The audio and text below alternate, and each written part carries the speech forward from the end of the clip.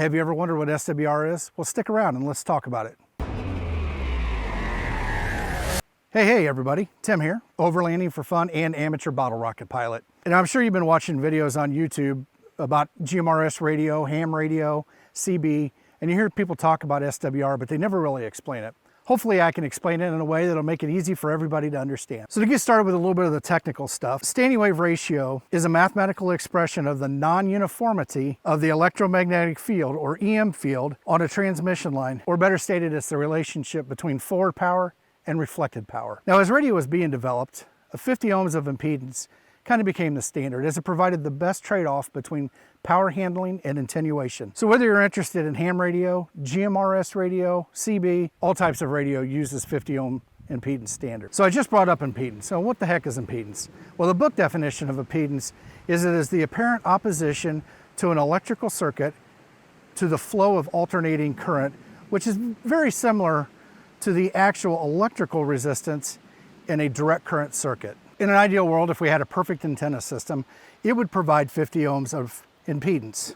Unfortunately, there's no such thing as a perfect antenna system, so in most cases, you're going to find that your antenna system will provide more than 50 ohms of impedance. I am using the term antenna system kind of generic in this context. In all actuality, your antenna system would include some form of transmission line from your radio to your antenna. Now, typically, that's coax cable in most installations you'll find in a vehicle. Then you would actually have the antenna itself. There are a lot of variables that could cause the impedance of your antenna system to increase. Some of them could be damage to the coax cable, not having a good electrical connection between your antenna and your coax cable, the length of your antenna in relationship to the frequency that you're using, and obstructions around your antenna. If you're interested in finding the best place to mount an antenna on your vehicle, please hit the subscribe button down below so you'll get notified the next time I put out a video. So now that we've covered impedance, how does that apply to SWR? Well, in a nutshell, SWR, standing wave ratio, is that relationship between the impedance of the radio, which we know is 50 ohms, and the antenna system, which should be 50 ohms. Now, going back to that perfect antenna that doesn't exist, if it was 50 ohms of impedance, the SWR would be read as 1:1. The feed point is at 50 ohms, the antenna system is at 50 ohms. And ideally, all of the power that you transmitted would radiate out the antenna. As variables change and the impedance increases to more than 50 ohms on the antenna system, that ratio between the two will also increase to something like 1.5 to 1, 2 to 1, or even 3 to 1. As that ratio increases, two key things happen. Less power will be radiated out the antenna, and more power will be reflected back into the radio. There are protection circuits in the radio that will protect against power radiating back into the radio, but they're kind of like a fuse. Once you hit a certain point of reflective power coming back into the radio, they will pop or open up, preventing damage to your radio. Unfortunately, if this happens, your radio becomes unusable until you get those replaced. I think the simplest thing I can do to equate all this is to a toilet.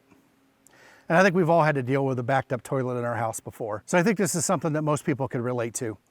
So let's just assume that your radio is the toilet. Your feed line or transmission line is the plumbing from the toilet to the sewer. And the sewer is your antenna. If everything is good and you don't have much resistance in the plumbing, any poo that you flush in the toilet is going to go down through the line and out into the sewer. But if you have a backup, and think of that ratio as a backup, that reflective power coming back into your toilet. So if you have any kind of a backup in your plumbing or in the sewer itself, that poo is going to come back into the toilet and eventually make a mess. And so as bad as that sounds, that's probably about the easiest way to kind of explain all this stuff. I hope all of this helps you understand what SWR is and how it affects your radio's performance. If you like this video, please hit the like button down below. Share this video with your friends, and I will be having a video coming up soon on how to measure SWR. So make sure you hit the subscribe button down below so you'll get notified when that video comes out. And as always, not only do I hope to see you on the trail, but I hope to hear you one day too. Tim out.